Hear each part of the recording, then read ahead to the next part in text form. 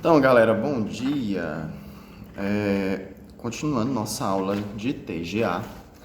Na aula passada a gente falou sobre a teoria clássica do Fayol. E aí lá na apostila, se vocês observarem, quando a gente terminou falando sobre... Deixa eu ver aqui, deixa eu encontrar aqui. Pronto. Depois que a gente falou dos 14 princípios gerais da administração segundo Fayol, tinha uma parte da apostila falando sobre a divisão do trabalho e a especialização, né? Trazendo a diferença entre o que é uma divisão do trabalho à luz da teoria científica do Taylor e uma divisão do trabalho à luz da teoria clássica do Fayol. E aí, deixa eu só ajeitar aqui. Esse negócio aqui tá toda hora mudando.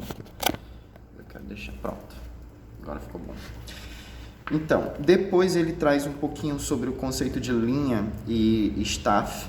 Que staff, minha gente, toda vez que vocês verem essa palavra S-T-A-F-F, e está falando basicamente de assessoria. Toda vez que você vê um organograma que tiver algum setor em linhas pontilhadas, significa que aquela galera daquele setor não pertence diretamente àquela empresa, àquela administração, entendeu? Ali é uma assessoria, é um órgão que está ali presente, mas ele não pertence àquela empresa de fato. É o staff. Eu não sei porque, eu não entendo porque que os livros de teoria de administração não traduzem para assessoria. Porque staff é uma assessoria, né? Eles preferem colocar o termo staff. Não sei porquê. E aí, só para explicar para vocês que staff é basicamente assessoria. E aí, seguindo a apostila, ele vai trazer a teoria neoclássica da administração.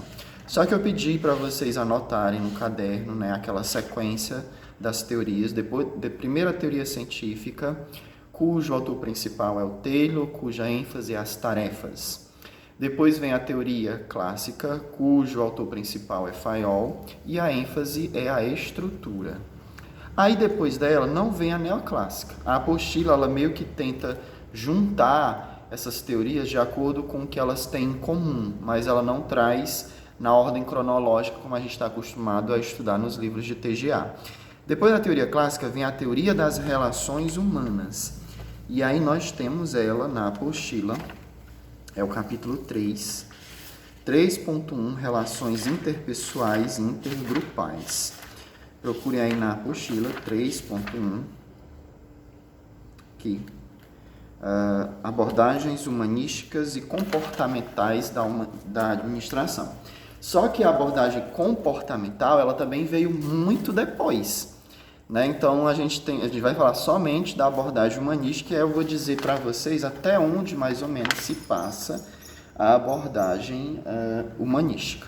Até onde se passa a abordagem humanística é onde começa a comportamental, porque a apostila não fala onde começa a comportamental. Mas eu digo para vocês que ela começa mais ou menos bem aí nessa figura que tem um homenzinho pensando. Aqui, ó.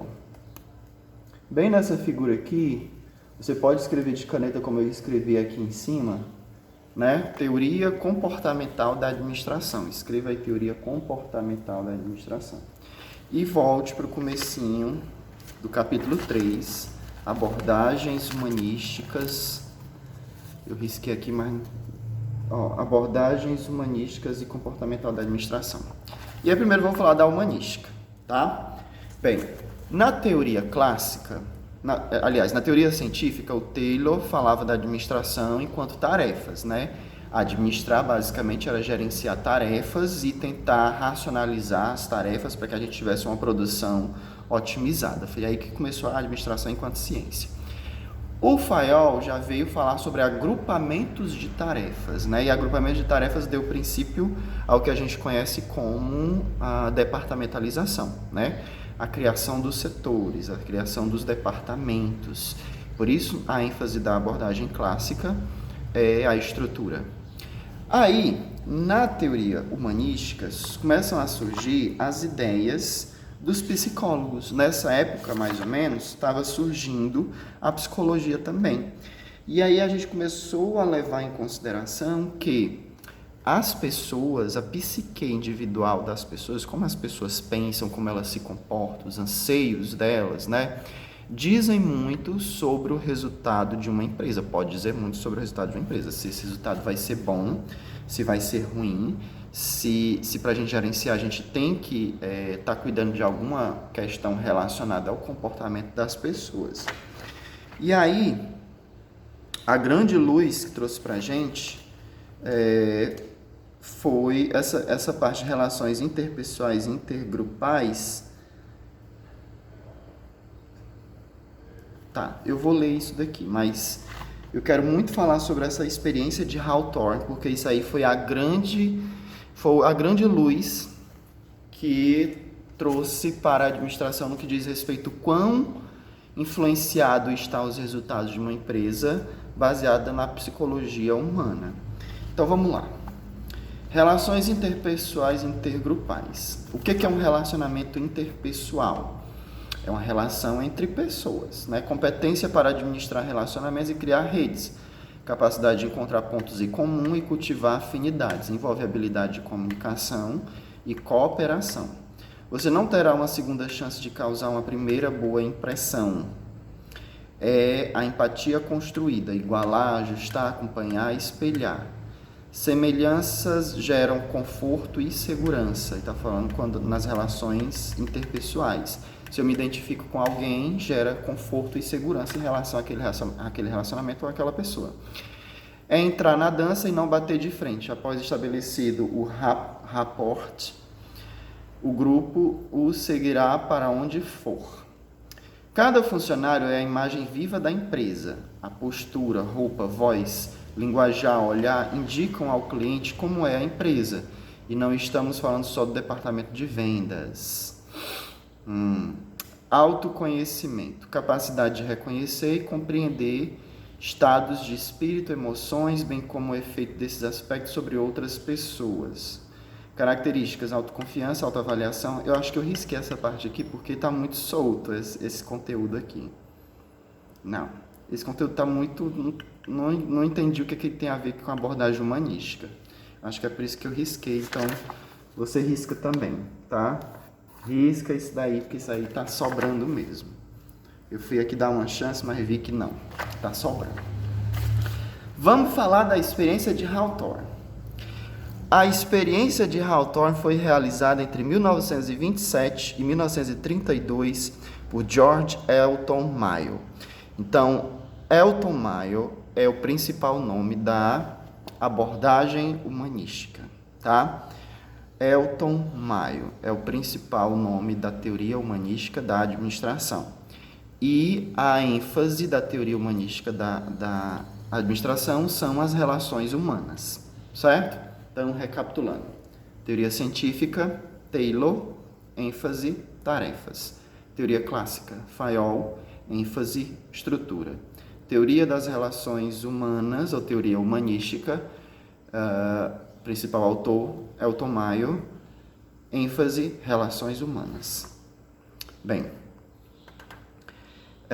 Elton Mayo e seus colaboradores em uma fábrica da Western Electric Company, situada em Chicago, no bairro Hawthorne, e tinha como objetivo inicial conduzir experimentos relacionados à luminosidade no ambiente de trabalho com a eficiência dos operários medida pela produção. Então ele queria ver e fazer uma experiência, saber o quanto que a luz, a quantidade de iluminação na fábrica, influenciava na produção diretamente. Foi só isso aqui a intenção, mas começou-se a descobrir outras coisas. Com os primeiros resultados, a pesquisa logo se estendeu ao estudo da fadiga, dos acidentes de trabalho, da rotação do pessoal e do efeito das condições físicas de trabalho sobre a produtividade dos operários. Foi verificado pelos pesquisadores que os resultados da experiência eram prejudicados por variáveis de natureza psicológica. A partir daí, eles tentaram eliminar ou neutralizar o fator psicológico. Então, estranho e impertinente motivo pelo qual a experiência se prolongou até 1932, quando foi suspensa devido à crise de 29.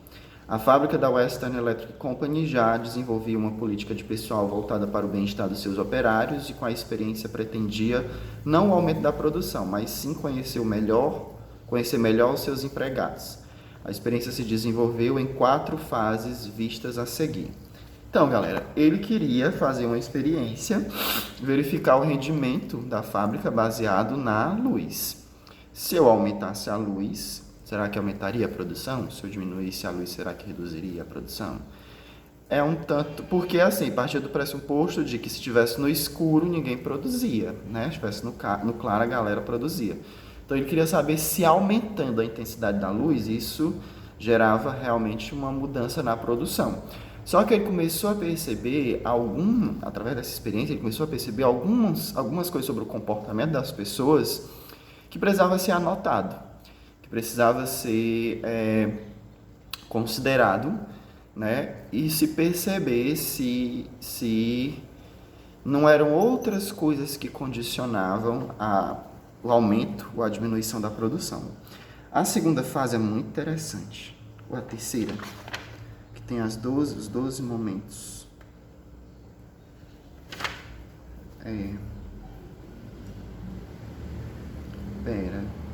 Essa parte aí, eu espero que vocês leiam essa parte aí, primeira, segunda, terceira e quarta fase, mas eu tenho um esquema, eu tenho em algum lugar aqui guardado, eu vou aqui buscar, para poder, era o tipo de coisa que eu estaria anotando no quadro sobre esse assunto para vocês terem, porque é algo mais mastigado, que é complementar o que está aqui na apostila, que tem muito a ver e que faz a gente entender de uma maneira muito bacana, interessante sobre o assunto. Deixa eu buscar aqui. Então, fui pegar aqui meu computador e encontrei aqui o conteúdo, que era justamente isso aqui que eu levava para a sala de aula e anotava no quadro para vocês terem. E aí o que é que eu vou fazer? Como essa aula está gravada, eu vou pegar essa parte aqui sobre a experiência de Hawthorne e vou mandar um arquivo no WhatsApp. No horário que eu estiver mandando o link desse vídeo para vocês assistirem, eu vou estar mandando esse arquivo aqui também, certo? Se vocês puderem imprimir, ótimo. Se não, anote no caderno, porque é o tipo de coisa que você vai precisar estudar, vai precisar ter para estudar para a prova, para avaliação e para acompanhar o que eu estou dizendo aqui, certo? Então, vamos lá. Mas não deixe de ler também a parte da apostila que fala da primeira, segunda e terceira fase da experiência de Hawthorne. Na primeira fase, basicamente, o que foi que aconteceu? Na primeira fase, houve a separação de 2 grupos, que é um método que se utiliza é um método científico que se utiliza para verificar mudanças em Como é que eu posso explicar isso? Existe um método de experimento científico, certo? Que para a gente verificar, anotar, tomar como nota resultados em um grupo de pessoas, né? Ou em um grupo de qualquer outra coisa, você perceber mudanças que ocorreram naquele grupo a partir da intervenção da experiência, a gente precisa de um grupo paralelo que não haja interferência. Para quê? Para a gente poder fazer a comparação. Esse grupo que recebeu esse estímulo, aconteceu isso, isso e isso. Naquele grupo que não recebeu o estímulo, permaneceu assim, assim, assim. Estão entendendo? Então, para eu fazer esse atestado de experimento, saber que mudança eu posso provocar a partir de uma interferência, a partir de um estímulo provocado naquele grupo de experiência, eu tenho que ter um grupo de controle. É assim que a gente chama, um grupo de controle. Um grupo que não vai haver intervenção, justamente para a gente verificar a diferença que houve entre um e o outro. Certo? Bem, então na primeira fase da experiência de Hawthorne, deixa eu apoiar esse computador bem aqui. Na primeira fase da experiência de Hawthorne, foi dividido esses 2 grupos. Em um grupo com condições, seria um grupo em condições variáveis, que é o grupo experimental, e o outro sob condições constantes, que é o grupo de controle. E aí, a partir dessas intervenções, a gente fazia a comparação de um grupo e do outro, certo? E aí se percebeu que, com as primeiras experiências lá da luminosidade, se percebeu que os operários se achavam na condição de produzir conforme a intensidade da luz. Eles queriam verificar o quanto que a luz, como eu disse para vocês, o quanto que a luz influenciava no resultado da produção. Aí os funcionários achavam, né? Os funcionários achavam, então perceba bem isso que eu estou falando, os funcionários achavam que eles tinham que produzir conforme a luz. Então, o que levava a galera a produzir mais ou a produzir menos? Era a luz de fato? Ou era o fato de eles achar que tinha que produzir mais porque tinham aumentado a luz? Estão me entendendo o que eu quero dizer? Onde é que entra a psicologia aí? Então, não era o fator físico luz, mas a percepção que os funcionários tinham a partir do momento em que eles aumentavam a luz. Então, era um fator psicológico e não um fator físico, certo?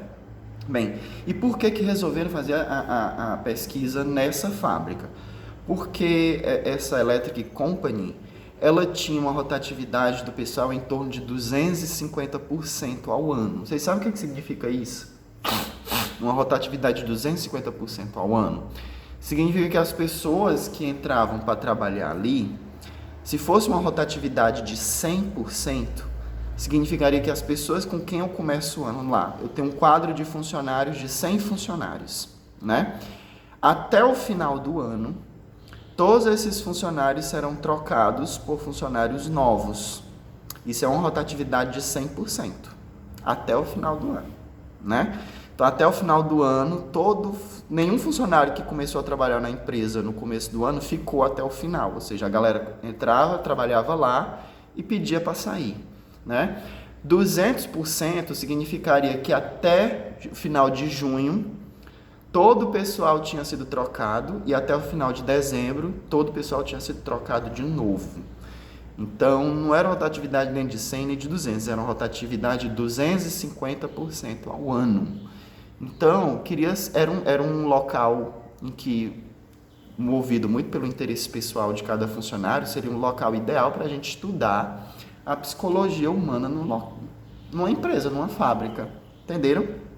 Então, na segunda fase da experiência de Hawthorne, ela é dividida em 12 períodos. Por quê? Porque foi a fase em que houve mais intervenção na vida da galera ali no ambiente de trabalho e que foi a fase em que mais começou-se a tirar conclusões a respeito disso. Então vamos lá. De acordo com um documento que eu mandei no WhatsApp, primeiro período da segunda fase, foi estabelecida a capacidade produtiva em condições normais de trabalho. Então é aquela coisa, vamos ver aqui, em condições normais de trabalho, qual é o tanto que a galera trabalha? Que tanto é que a galera produz, né? Tomou-se nota, anotou. Segundo período, verificou-se o efeito na produção com a mudança de ambiente. Então, vamos ver o quanto que influencia a produção, a mudança de ambiente dessa galera. Que mudança de ambiente é essa? Vamos botar a galera que é o grupo de experiência, de experimento, né? Vamos colocar ela num local diferente, porque o grupo de controle vai permanecer lá, no local normal, nas condições normais de trabalho para a gente fazer a comparação. Então, o grupo de controle permaneceu no local que já trabalhava e o grupo de experiência foi trocado de lugar, né? Vamos ver qual é o efeito da produção, essa mudança de ambiente. Foi o segundo período. Terceiro período. Modificou-se o sistema de pagamento de produção em grupo para individual. Então antes eles pagavam a galera em grupo, talvez pelo quanto que o grupo produzia, né? Western Electric Company, minha gente, era uma fábrica eles fabricavam material elétrico, obviamente, lâmpadas e telefones, aparelho de telefone. Eles fabricavam motor de alguma coisa que eu não estou lembrado. Essas coisas que eles fabricavam. Enfim. Terceiro período. Então, a galera recebia em grupo pela produção. E aí eles mudaram para o rendimento individual. Teve alguma alteração? Não sei. Se teve, não foi substancial. Agora, a partir daqui, vem as mudanças substanciais. No quarto período, verificou-se aumento na produção depois que se estabeleceram 2 intervalos na rotina de trabalho. Olha só. A galera tinha um intervalo, talvez para almoço, e aí eles colocaram agora 2 intervalos. Quando eles colocaram 2 intervalos, a produção aumentou. Aí você, nossa, que interessante. A produção aumentou porque a galera tinha 2 intervalos agora, ou seja, menos tempo trabalhando, mais tempo disponível e a produção aumenta. Curioso. No quinto período, houve um novo aumento de produção com um intervalo de produção dobrado. Então, o que aconteceu? Se antes eles tinham meia hora de intervalo, né? Eles deram agora 1 hora de intervalo. 2 intervalos de 1 hora cada. O que foi que aconteceu com a produção? Aumentou. Olha só. No sexto período, introduziram 6 intervalos, mas não houve aumento na produção. Eita, 6 intervalos. Não houve aumento na produção. Beleza, porque é intervalo demais, né? Vamos lá. No sétimo período, voltou-se à forma de intervalo anterior, ou seja, os 2 intervalos, porém com um acréscimo de lanche e a produção aumentou. Opa! Eu estou dando agora um intervalo para almoço, um intervalo de tarde, agora eu estou dando lanche para a galera. O que aconteceu com a produção? Aumentou. Quem dá comida, geralmente, gente fica feliz quando ganha comida, né? Será que foi isso? Oitavo período. O grupo experimental passou a sair 30 minutos antes que o grupo de controle e houve acentuado aumento da produção. Acentuado aumento da produção. A galera, vamos supor que a galera saía, na época o povo trabalhava 10 horas por dia, né? Então, se a galera saía às 7 horas da noite, o grupo de experimental passou a sair 6h30, meia hora antes. E houve acentuado aumento da produção. Interessante. Nono período. O grupo experimental passou a sair mais 30 minutos antes e não houve alteração na produção. Então, se antes eles saíam meia hora antes, passaram a sair 1 hora antes, mas não houve aumento na produção. Beleza.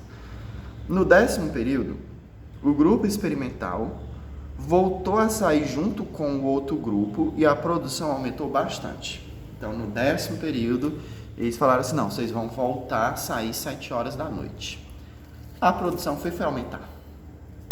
Aí você fica confuso. Meu Deus. Eu dou intervalo para a galera, a produção aumenta. Eu dou 2 intervalos, a produção aumenta. Eu aumento o tempo de intervalo, a produção aumenta. Eu deixo a galera sair mais cedo, a produção aumenta.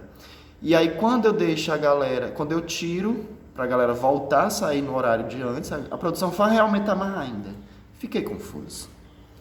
No 11º período, o sábado passou a ser livre para o grupo experimental e a produção continuou a subir. Deram folga no sábado para a galera e a produção continua aumentando. Eu não sei se vocês estão me entendendo. Isso era o tipo de coisa que na sala de aula eu perguntaria, alguém está entendendo o que é que está acontecendo aqui nessa fábrica? Me explique, por favor, né? Se você entendeu o que é que está rolando aqui, então você sacou o que é a teoria humanística da administração.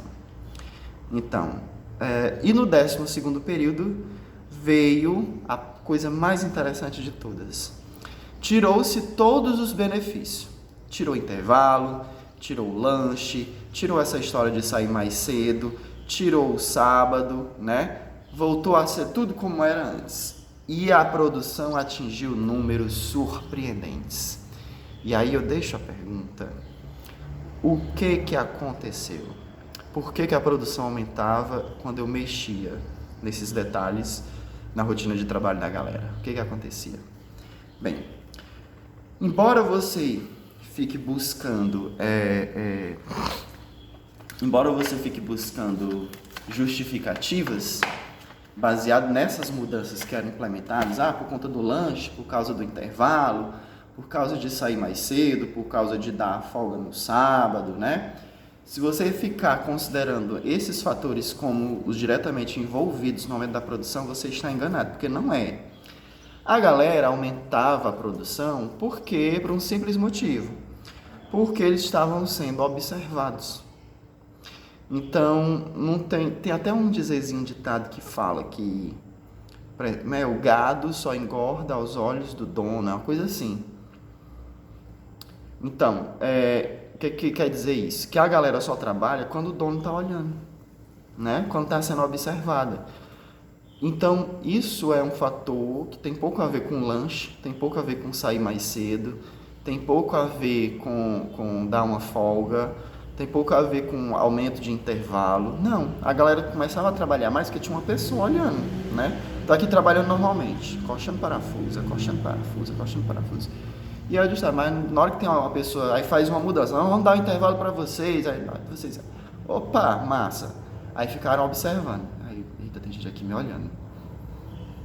Ao fato de ter alguém olhando, você trabalha mais, entendeu? Então, não tinha nada a ver com essas mudanças, tinha o fato de eles estarem sendo observados. E a maneira como você age sendo observado é uma característica psicológica, certo? Bem, na terceira fase da experiência de Hawthorne foi a fase de entrevistas para conhecer os pensamentos dos funcionários e coletar sugestões. Evidenciou-se a existência de uma suborganização, uma organização social definida entre os empregados. Então, na terceira fase da experiência de Hawthorne, que eles queriam conhecer os funcionários, né? Coletar sugestões, ver o que eles tinham a dizer sobre a empresa, sobre a fábrica. E aí o que observou-se nessa terceira fase, conhecendo os funcionários, foi que existia a organização informal. Além da organização formal, o chefe, quem está subordinado a ele, o supervisor, a galera que está mais abaixo, né? Além de ter essa organização aí, tinha uma organização informal, que era pequenos grupos de pessoas que sempre tinham um líderzinho que comandava a galera, e isso é muito fato em qualquer empresa. Qualquer empresa tem isso. Embora tenha a estrutura formal, a pessoa que oficialmente manda, a pessoa que coordena, a pessoa que supervisiona, né? Embora exista essa estrutura formal, vai existir também em toda a empresa uma estrutura informal que os funcionários criam por uma questão de afinidade. A gente tem uma pessoa que lidera os outros, que a opinião é muito importante para todos os outros, e não é necessariamente o chefe, né? E às vezes as pessoas seguem o que deve ser feito pela opinião dessa pessoa e não pela opinião do chefe, né? Essa é a organização informal.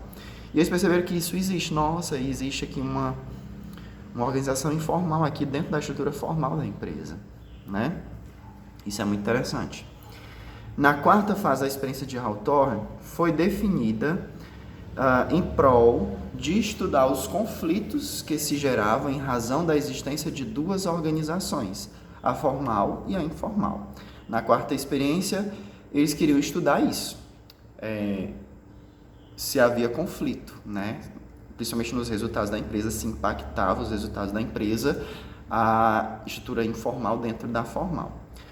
Por meio de entrevistas com o grupo também observado, percebeu-se as relações entre os funcionários e a implicância delas na produção. Então, podia ser que o relacionamento, a interação pessoal entre os funcionários pudesse impactar na produção.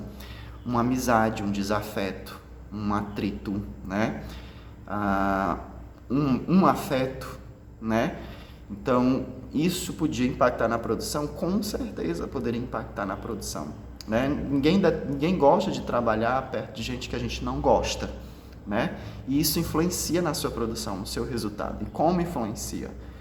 Né? E se você está apaixonado, por exemplo, por um colega de trabalho, isso também atrapalha o teu foco, a tua concentração, né? Isso é um fator muito decisivo, né? E aí a gente usa, inclusive, o argumento de que, não, eu sou uma pessoa profissional, eu trabalho com profissionalismo, né? E é importante a gente respaldar essa questão de que a gente trabalha com profissionalismo, que a gente leva as coisas a sério, né? Porque isso tira o foco de você deixar de se concentrar no que precisa ser feito, né? Em detrimento de uma desatenção, uma atenção tua que é roubada por conta de um colega de trabalho, né? Isso é muito interessante, é psicologia empresarial pura, certo? Bem, a quarta experiência de Hawthorne foi suspensa em 1932 por motivos financeiros, mas sua influência abalou a hegemonia da abordagem clássica da administração. Então, assim, esses problemas financeiros, a gente fala da crise dos anos 30 nos Estados Unidos, né? Vocês sabem que houve essa crise econômica teve o estouro da Bolsa de Valores, né? E muitas empresas perderam dinheiro, houve muito prejuízo e tal, muita dívida, muitas empresas fecharam e aí o país entrou numa recessão econômica que durou quase uma década, né? As pessoas sofreram muito, passaram fome. E essa empresa sofreu também por conta disso e essa pesquisa foi suspensa, né? Mas o bom é que a experiência de Hawthorne serviu para a gente entender que a administração não deve ser dita, regrada somente pelos 14 princípios do FAIOL. E ainda bem que o FAIOL foi relevante quanto a isso. Vocês lembram que eu falei na aula passada, né? Ele disse assim, ó, tem esses 14 princípios aí que devem reger a administração de uma empresa, mas eles não são princípios engessados que a empresa tem que seguir para ser uma empresa bem-sucedida, não. É só uma recomendação, né? Mas a abordagem humanística da administração, com essas contribuições sobre a psicologia das pessoas e o quanto isso influenciava a empresa, serviu para a gente entender que administrar nem tudo tem a ver com tarefas e só estrutura, não. Não é só organizar as tarefas e a estrutura que a empresa dá certo, não. A gente tem que saber lidar com as pessoas, a gente tem que saber lidar com gente, entendeu? E aí na apostila, os próximos tópicos vão ser marketing pessoal. Ainda bem que vocês estão vendo marketing, eu estou dando marketing para vocês. E aí eu vou tentar elaborar uma aula de marketing, que isso aqui é um outro conteúdo que também eu vou tirar, que não é da apostila, e eu vou acabar mandando para vocês também, tá? Para falar de marketing pessoal, que é um assunto interessante, que tem a ver com a psicologia humana e o quanto que a empresa se deixa influenciar, o recrutador, o selecionador se deixa influenciar pelo marketing pessoal que os candidatos fazem quando querem conquistar uma vaga de emprego, certo? E a gente vai falar sobre liderança, que é um dos assuntos mais discutidos dentro da gestão de pessoas, porque é o mais fácil de falar à luz da teoria, mas é o mais difícil de lidar na prática. Porque a gente está lidando com gente, lidando com a psicologia humana. E é aqui a gente acaba entrando no RH, a gente entra no marketing, né? Para você ver como vão surgindo aí os outros conceitos, as outras disciplinas da administração dentro da TGA. Por isso que isso aqui é realmente a matriz da administração, né? Teoria geral da administração. A gente acaba entrando no marketing, acaba entrando no RH, porque é através dessa ciência da administração que a gente vai conhecendo os subtópicos que compõem essa ciência, que é administrar uma empresa, certo? Então eu encerro a aula por aqui com a experiência de Hawthorne. Eu espero que vocês tenham entendido, né? E leiam essa parte da apostila que fala da primeira, segunda, terceira fase. É bem rapidinho, minha gente. Leia, por favor, tá? Eu não vou ler aqui para senão fica a aula super chata. Então eu prefiro que vocês leiam aí por conta própria. Certo? Até depois dessa aula, assista a aula de recursos humanos. Um abraço, até semana que vem.